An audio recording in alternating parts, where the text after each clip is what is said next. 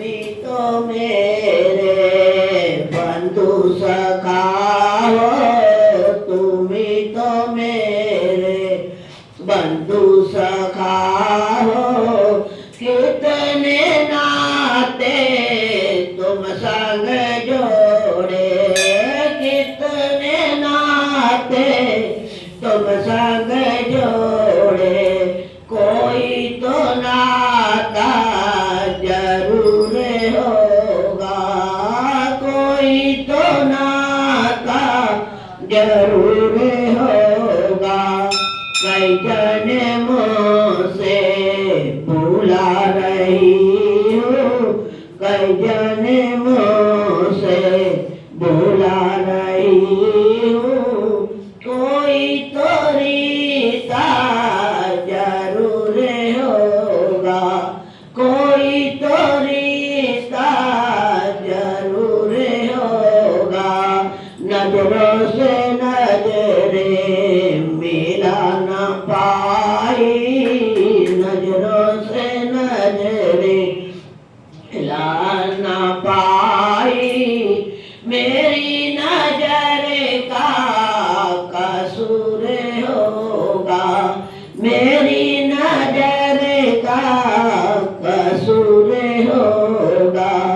तुम ही तो मेरी आत्मा हो, तुम ही तो मेरे परमात्मा हो।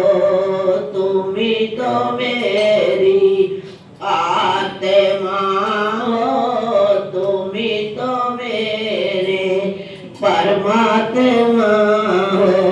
मुझ में रहकर मुझसे पर्दा पर्दा हटाना जरूर होगा, पर्दा हटाना जरूर होगा। कई जन्मों से भूला रही हूँ, कई जन्मों से भूला रही हूँ। कोई तो रिश्ता जरूर होगा, कोई तो रिश्ता जरूर होगा। नजरों से नजरे मिला न पाई, नजरों से नजरे मिला न पाई। मेरी नजर का कसूर होगा, मेरी नजर का कसूर होगा। कई जन्मों से भूला रही हूँ, कई जन्मों से भूला रही हूँ। मेरी नजर का कसूर होगा। बोल बांके बिहारी लाल की जय।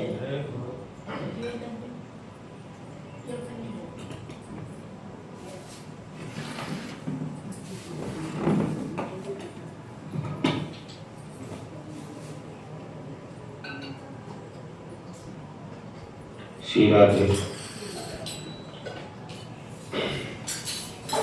बोली वृंदावन बिहारी लाल की, राजा रामचंद्र भगवान की, भागवत महापुराण की, कार्तिक महात्मा की, सद्गुरुदेव भगवान की।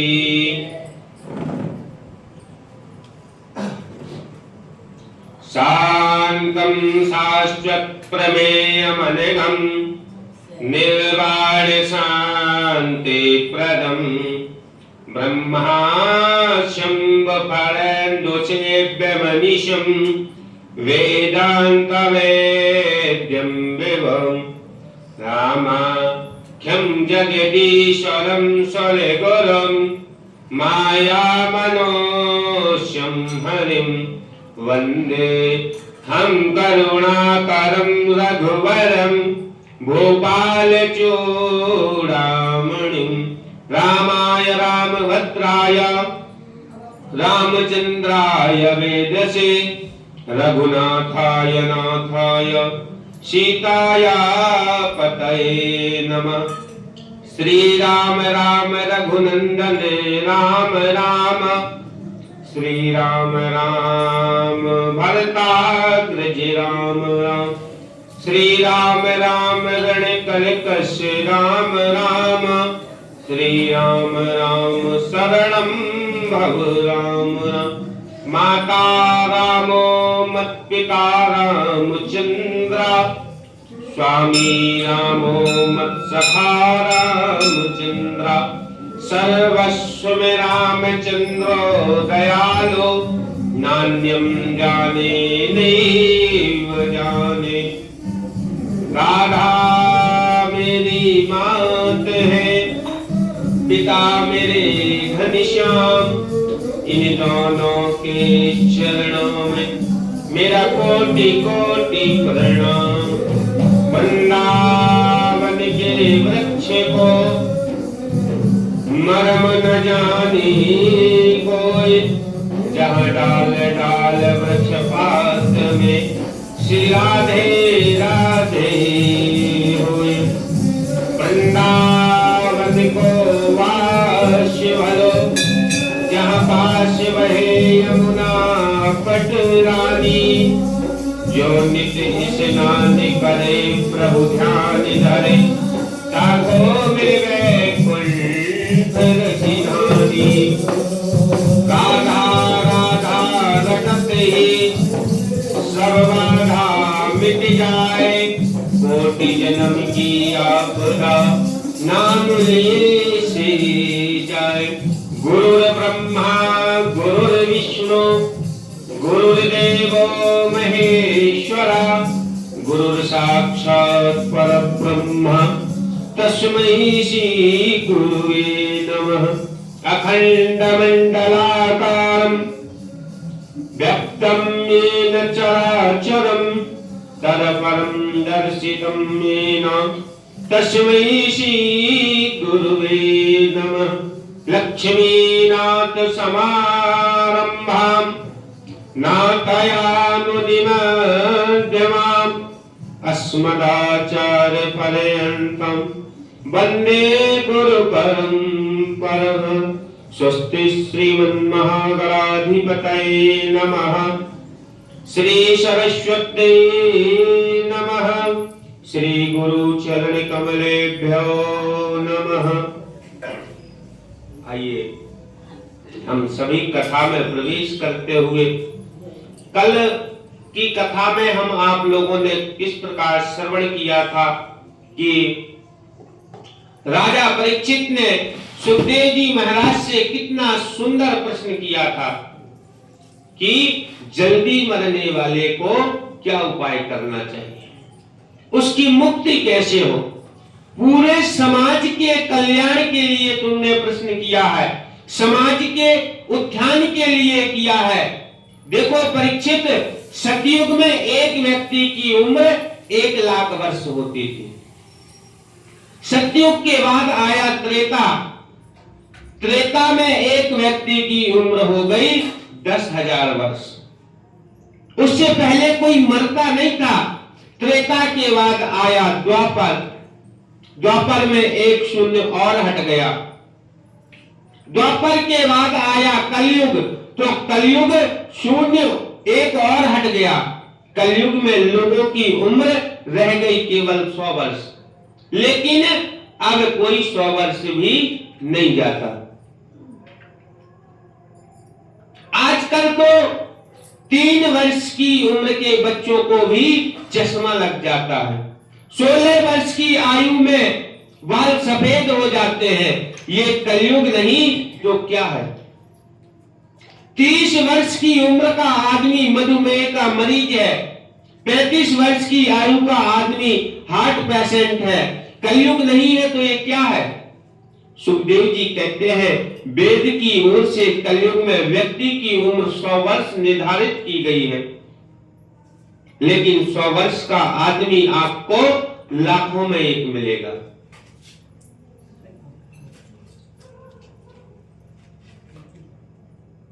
और अगर जो हमें 100 वर्ष की उम्र मिली है, आप विचार करें 100 वर्ष की उम्र में से हम केवल 50 वर्ष सोने और आलस करने में निकाल देते हैं। 50 वर्ष हमने सोने में और आलस करने में बिता दिया, तो 100 वर्ष से 50 वर्ष निकल गए। अब 50 वर्ष में 25 वर्ष स्त्री संग और बच्चों के लालन पालन में निकल गए, ससुरारी प्यारी भई जब ते। 25 वर्ष और रहे, वो और संसारिक कार्यों में गए। सुखदेव जी ने कहा, राजन, जल्दी मरने वाले की मुक्ति का तो एक ही उपाय है। तस्मात् भारत सर्वात्मा भवानीश्वरो हरे श्रोतव्या कीर्तितव्यश्च स्मर्तव्याश्चता भयम्। जल्दी मरने वाले को तो परीक्षित एक ही काम करना चाहिए, श्वास श्वास पर कृष्ण भजे, वृथा श्वास जनि खोए, और ना जाने या श्वास की आवन होए न होए। जो श्वास निकल कर चला गया वो लौट कर आएगा नहीं, इसलिए प्रत्येक परिस्थिति में चलते फिरते उठते बैठते खाते पीते हर स्थिति में गोविंद को याद करो। जिस देश में, जिस भेष में, जिस परिवेश में रहो, राधा रमण राधा रमण राधा रमण कहो। हर एक परिस्थिति में गोविंद का स्मरण बना रहे, क्योंकि कर से कर्म कर्म विधि नाना, मन राखो जहां कृपा निधाना। मन को गोविंद के चरणों में बांध लो, ये मन ही तो बंधन और मुक्ति का कारण होता है। राजा ने कहा, मन तो बड़ा चंचल है, मैं मंदिर गया, अब मंदिर जाकर मैंने फूल चढ़ा दिया, वस्त्र चढ़ा दिया, लेकिन किसी ने कहा कि मन तो चढ़ाओ, तो मन नहीं चढ़ा सके। क्यों? क्योंकि मन तो मेरे बस में नहीं है। अगर मन आपके बस में है तो आप यहां पानीपत में यहां बैठे बैठे और बिहारी जी का दर्शन कर सकते हैं। सुंदर छवि बिहारी जी का मन में स्मरण कर सकते हैं कि आज बिहारी जी ने ऐसे वस्त्र पहने, कितनी सुंदर पुष्पों की माला पहनी, कितना सुंदर श्रृंगार हुआ। अगर ये हम मन में यहां बैठे बैठे सोचे तो बिहारी जी जाने का फल हमें मिल जाएगा। लेकिन अगर हम किसी के बारे में मन में बुरा सोचे तो उसका पाप नहीं मिलेगा, वो तो करने से ही मिलेगा। लेकिन मन में कोई अच्छी बात सोच ले, ये सोच ले हम बिहारी जी गए, हम हरिद्वार गए, गंगा जी स्नान किया, तो वहां जाने का पुण्य आपको यहीं बैठे बैठे मिल जाएगा। अर्जुन ने यही कथा गीता में कृष्ण से कही, ये मन बड़ा चंचल है। आप बैठे हैं यहां कथा में, मन आपका घर में चला गया। कथा में तो बैठने, कथा तो सुन रहे हैं, अब मन में ऐसा भी है, कहीं जल्दी जल्दी में सुबह सुबह पंडित जी बुलाते हैं, दरवाजा तो नहीं खोल रहे।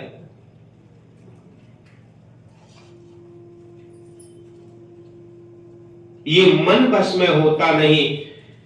इतनी तेज गति से चलने वाली दुनिया में दूसरी चीज नहीं है सिवा मन के। परीक्षित कहते हैं, मन को गोविंद के चरणों में लगाऊं कैसे? आचार्य सुखदेव ने कहा, राजन, मन को वश में करना है तो पहले 4 बातों का ध्यान देना। जितासनो जिता श्वासो जित संगो जित इंद्रिया स्थूले भगवतो रूपे मनः संधारये धिया। मन को जीतना है अगर तो पहले आसन को जीतो। हम आप माला लेकर बैठते हैं, 10 मिनट एक आसन पे नहीं बैठ सकते।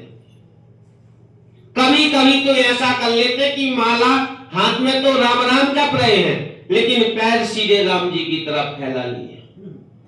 मैं आपका नाम ले रहा हूं, आप मेरे पैरों के दर्शन करो। कभी ऐसे किया, कभी वैसे किया। जितासन, इसका मतलब है कि एक आसन पर बहुत देर बैठने की आदत डालो। जिता श्वासो, प्रातः जल्दी उठना चाहिए। ब्रह्म मुहूर्त में व्यक्ति को उठ जाना चाहिए। 4:30 बजे के बाद सोना अपराध है। देखो, स्नान होते हैं 3 प्रकार के। पहला होता है ऋषि स्नान, दूसरा होता है मनुष्य स्नान और तीसरा होता है राक्षस स्नान। 4:30 बजे स्नान करना ये ऋषि स्नान है। सूर्योदय से 10 मिनट पहले स्नान करना ये मनुष्य स्नान है और सूर्योदय के बाद स्नान करना राक्षस स्नान है। सुखदेव जी कहते हैं प्रातः जल्दी उठकर स्नान करें। स्नान करने के पश्चात प्राणायाम करना चाहिए। प्राणायाम करने से ब्रह्मरंध्र की शुद्धि होती है, मानसिक चिंता मिट जाती है, शरीर स्वस्थ रहता है, स्मरण शक्ति अच्छी रहती है। अब तो कौन जाने प्राणायाम। लोग सवेरे तब सोकर उठते हैं जब सूर्य की रोशनी सिर पर आ जाती है। चादर से मुंह बाद में निकालेंगे, पहले ही बोलते हैं सुनती हो क्या, चाय बन गई। पहले लिखा होता था कराग्रे बस्ते लक्ष्मी, कर मध्य सरस्वती, कर मूले स्थितो ब्रह्मा, प्रभाते कर दर्शनम। लेकिन अब क्या हो गया, अब प्रभाते कर दर्शनम की जगह अब प्रभाते कब दर्शनम। कब दर्शन करेंगे, लेकिन सब जल्दी उठने का प्रयास करें। परीक्षित वो वंदनीय होते हैं जो प्रातः ब्रह्म मुहूर्त में उठे। तीसरी बात है संग जीतना। संग हमेशा जीतो। व्यक्ति में दोष भी आते हैं संग से, गुण भी आते हैं संग से, इसीलिए हमेशा संग को जीतो। अगर हम शराबी कबाबियों का संग करेंगे तो उनके आचरण हमारे जीवन में आ जाएंगे। विज्ञान प्रेमी शास्त्रज्ञ का संग करेंगे तो उनके सदलक्षण हमारे जीवन में आएंगे। इसलिए अच्छा संग करो।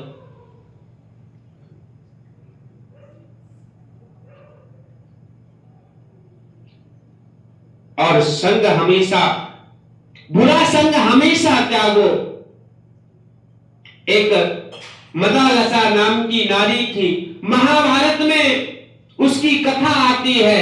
बड़ी पवित्र आत्मा नारी, ऐसी वेदांत की ज्ञाता कि जब वह अपने उसके घर में बालक जन्म लेता, मालूम है बच्चे को पालने में सुलाती, अपने नन्हे पुत्र को उपदेश करती, बेटा तुम शुद्ध हो, तुम मुक्त हो, तुम नित्य हो, ऐसा उपदेश करती। परिणाम ये होता कि बालक जब 8-10 वर्ष का होता तो घर छोड़ के वन चला जाता था, वन जाकर तपस्या में लीन हो जाता था। एक दिन राजा ने कहा, देवी मेरे सभी पुत्रों को तुमने महात्मा बना दिया, अरे इस सबसे छोटे पुत्र को तो कम से कम राज्य करने के लिए रहने दो, इसी को राज्य भार संभालने के लिए रहने दो। बड़ा प्रथित हो गया राजा, लेकिन वो नारी कहती है, सुनिए राजन, मैं आपके कहने से छोटे पुत्र अलग को ये उपदेश नहीं करूंगी, लेकिन एक ताबीज में इसे कुछ लिखकर जरूर दूंगी। भोजपत्र में एक मंत्र लिखा, बच्चे के ताबीज में रख दिया। पति पत्नी जब बन जाने लगे तो बेटा रोते हुए बोला, माँ मेरे सभी भाई संत बन गए, आप भी बन जा रहे हैं, मुझे कौन देखेगा, मुझे कौन शिक्षा देगा, मैं अकेला कैसे रहूंगा। माँ ने कहा, बेटा तुम्हारे गले में जो ताबीज है बस उसे खोलकर पढ़ लेना, तुम्हारा कल्याण हो जाएगा। यह बात कहकर वन में चले गए। पुत्र का प्रशासन बड़े सुचारू ढंग से चल रहा है। एक दिन बहुत मानसिक व्यथा हुई। उसने ताबीज को खोलकर देखा, उसमें मां के द्वारा एक मंत्र लिखा था, बेटा संग को हमेशा त्यागने का प्रयास करो, बुरे आदमी का संग मिले ऐसा कभी भी प्रयास मत करो, संग करना है तो विद्वानों का करो, संतों का करो।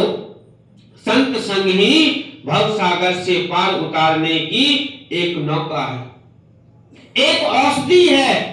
अर्लक के जीवन को एक ही मंत्र ने संभाल दिया, जितासनो जितेंद्रिया। चौथी बात है इंद्रियों को जीतना, इंद्रियों को वश में करने का प्रयास करो। इंद्रियों को जिसने संयमित नहीं किया उसका जीवन आदर्श नहीं बन सकता। परीक्षित फिर एकांत में बैठ जाए, उसका जीवन आदर्श बन सकता है। स्थिर रूप से भगवान का चिंतन करें। पाताल में तस्य ही पादमूलम पठंती प्रश्नी प्रपदे रसातल। पूरे विश्व प्रपंच जो है ये परमात्मा का रूप है, ये सोचकर चिंतन करें।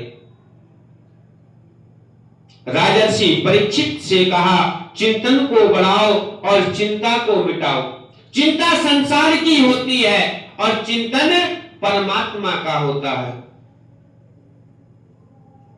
जब चार बातों को ध्यान से व्यक्ति चिंतन को बढ़ाएगा तो ज्यादा से ज्यादा चिंतन प्रभु का करेगा।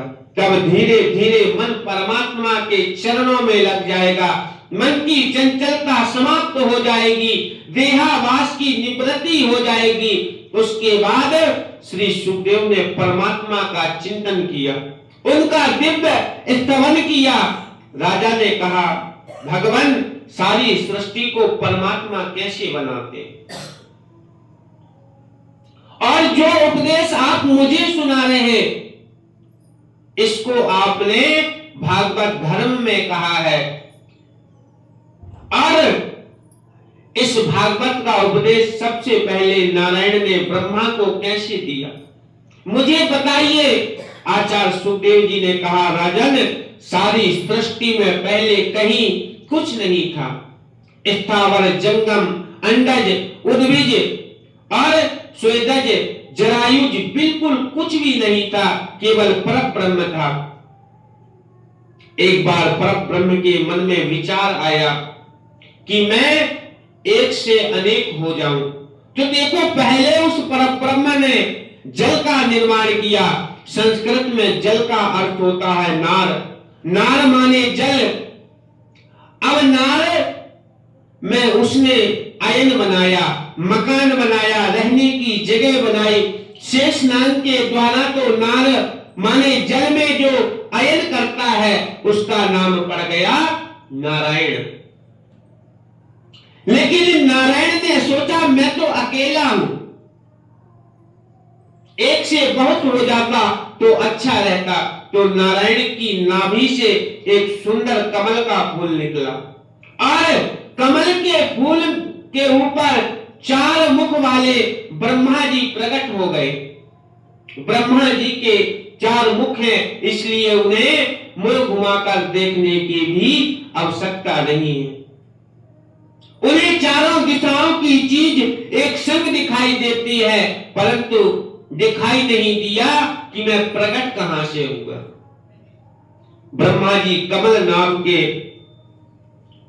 तंतु में प्रवेश कर गए और नीचे जाए, ऊपर आए। ब्रह्मा जी को 2 वर्ण सुनाई दिए, एक ता और दूसरा पा। तपस्या करोगे तो पता चलेगा कि मैं कहां से आया। ब्रह्मा ने तप किया तो उन्हें श्रीमन नारायण का दर्शन हुआ। नारायण भगवान ने ब्रह्मा का हाथ पकड़ लिया और कहा, आज से मैंने तुम्हें विधाता बना दिया, जाओ सृष्टि का विस्तार करो, सृजन करो, मेरा आदेश है, मेरा आशीर्वाद है। ब्रह्मा ने कहा, भगवान थोड़ा सा ऐश्वर्य पाने के बाद जीव अभिमानी हो जाता है। सारी दुनिया का मालिक आप मुझे बनाते हैं, मुझे अभिमान आ गया तो क्या करूंगा। जो ऊंट होता है ना, जब तक पहाड़ के नीचे नहीं जाता तब तक वो अपने आप को यही समझता है कि सबसे ऊंचा मैं ही हूं। अपने आप से किसी को बड़ा नहीं समझता। अगर मेरे अंदर ऐसा अभिमान आ गया तो मैं क्या करूंगा। यदि परमात्मा के विषय उसको ज्ञान हो तो वो समझे मैं तो कुछ भी नहीं हूं, इसलिए आपकी सत्ता क्या है मुझे बताइए। प्रभु ने 4 मंत्रों में ब्रह्मा को सारी भागवत का उपदेश किया। परमात्मा श्री नारायण कहते हैं ब्रह्मा से सारी सृष्टि में केवल मैं था, और सृष्टि बनने के बाद मैं रहूंगा, सृष्टि के बिगड़ने के बाद भी जो बचता है वो मैं ही बचता हूं। इसी प्रकार दुनिया में सबसे पहले नारायण थे, बनने के बाद भी नारायण हैं, और बिगड़ने पर जो बचता है वो भी केवल नारायण है। संसार में जो चीज नहीं है फिर भी वो दिखाई देती है, और जो होने पर भी दिखाई नहीं देती उसे मेरी माया समझो। यथा महंत भूतानि भूतेषु च वचेष्वनु प्रविष्ठान्यं प्रविष्ठानि तथा तेषु न तेष्वहम्। कहते हैं कि पृथ्वी जल तेज वायु आकाश इन 5 तत्वों से दुनिया बनती है। चित जल पावक गगन समीरा पंच रचित यति अधम शरीरा। चींटी भी 5 तत्वों से बनती है। मनुष्य का जन्म भी 5 तत्वों से होता है, लेकिन ये 5 तत्व हमारे शरीर के भीतर हैं और बाहर भी है। ऐसे ही दुनिया में रहकर भी दुनिया से अलग हूं, और अलग रहकर भी दुनिया में व्याप्त हूं।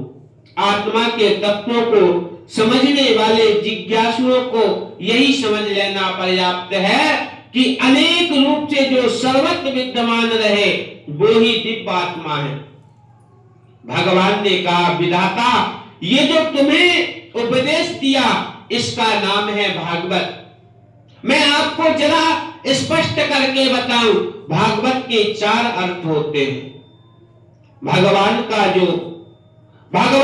जो हो जाए वो भागवत है, भगवान के भक्त का नाम भागवत है, और भगवान के निवास का नाम भागवत है, भगवान के उपदेश का नाम भागवत है, भगवान के प्रिय जनों का नाम भागवत है। इसलिए भगवान से जो संबंध जोड़ ले वो भागवत हो जाता है।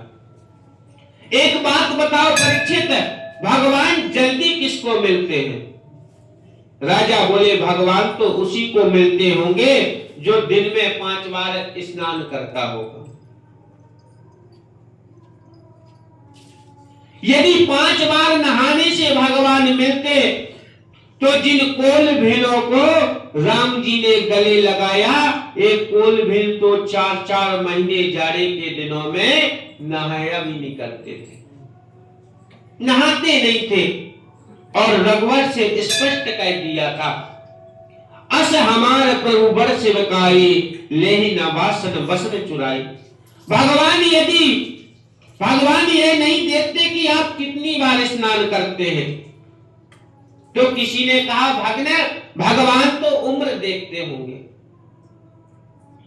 बोले अगर भगवान उम्र देखते तो ध्रुव जी की उम्र क्या थी, प्रहलाद की उम्र क्या थी?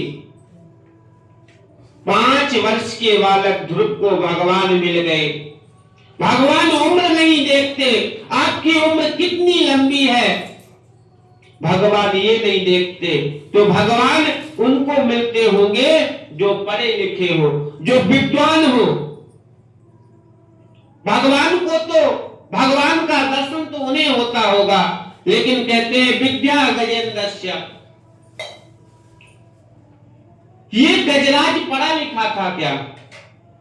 गजराज ने गोविंद नाम पुकारा सज्जनों, लेकिन गो कहते ही भगवान चल दिए, बिंद तो कह नहीं पाया। उसके पहले ही उसकी प्राण रक्षा कर दी। भगवान यही नहीं देखते कि आपके पास डिग्रियां कितनी हैं। परीक्षित ने कहा यह तो देखते होंगे कि आपकी बिरादरी क्या है, ऊंची जाति देखते होंगे।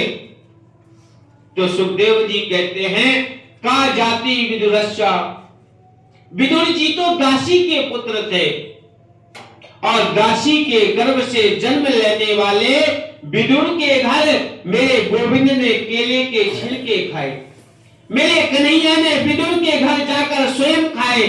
परीक्षित बोले कैसे भगवान, मुझे विस्तार से बताइए। आदरणीय सुखदेव ने परीक्षित से कहा राजन, पांडवों के साथ कौरवों का जब अन्याय कर रहे थे, लक्षागृह में उनको जलाने का षड्यंत्र किया जा रहा था, तब कौरवों के पिता धृतराष्ट्र के सामने विदुर जी आकर बैठे। उस समय विदुर जी कौरवों के महामंत्री थे। विदुर जी राजा से बोले राजन, मैं मंत्री होने के नाते नहीं, मैं एक भाई होने के नाते, एक नागरिक होने के नाते आपसे एक निवेदन करने आया हूं। राजन, अन्याय की बेल पर कभी अमृत का फल नहीं आ सकता, अन्याय की बेल कभी हरी भरी नहीं हो सकती। पांडवों के साथ तुम्हारे पुत्रों ने जो अन्याय किया है उसे रोको। पांडव कमजोर नहीं है, केवल तुम्हारा आदर करते हैं, इसलिए कुछ नहीं बोलते। और शास्त्र कहते हैं एक नगर को नष्ट करने से यदि पूरा देश सुरक्षित हो जाए तो उस नगर को नष्ट कर देना चाहिए। एक गांव को नष्ट कर देने से पूरा प्रांत यदि सुरक्षित होता है तो वो गांव नष्ट कर देना चाहिए, और एक घर को नष्ट कर देने से पूरा महानगर यदि सुरक्षित हो तो उसे नष्ट कर दो। अगर खानदान में एक व्यक्ति को त्यागने से पूरा खानदान बचता है तो उस व्यक्ति को त्यागने में एक क्षण का भी समय नहीं लगाना चाहिए। आपके घर में दुर्योधन कलंक पैदा हुआ है, ये आपके परिवार को विनाश की कगार पर ले जाएगा। आपके साले जो शकुनी ने आपकी बुद्धि को विकृत बना दिया, बाहर की आंखों से तो आप जन्म से नहीं देख पा रहे, लेकिन जो अंदर मन की आंखें हैं उसको शकुनी ने बर्बाद कर दिया। दुर्योधन की बात मत मानो, पांडवों को लक्षागृह में जलाने से बचाओ, उनके साथ हो रहे अन्याय को रोको। ये सब बातें विदुर धृतराष्ट्र को कह रहे थे कि दुर्योधन ने महल में प्रवेश किया। क्या दासी पुत्र, मेरी कृपा से तुम्हें मंत्री पद मिला है और मेरे ही विरुद्ध मेरे पिता को भड़काते हो, निकल जाओ यहां से। आज के बाद यदि महल में प्रवेश किया तो अच्छा नहीं होगा। महात्मा विदुर ने कहा बेटा, तुम्हें कष्ट देने का मेरा कोई भाव नहीं था, मेरा कोई ऐसा मंतव्य नहीं था, तुम्हें बुरा लगा, इसका मुझे खेद है।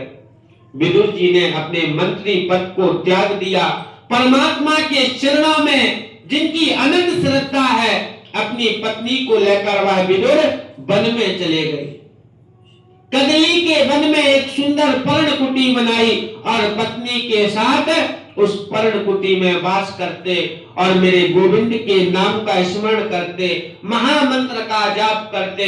ओम नमो भगवते वासुदेवाय, इस मंत्र का जाप करने लगे और निवास करने लगे। बोलिए भागवत भगवान की, लक्ष्मी नारायण भगवान की, सदगुरुदेव भगवान की।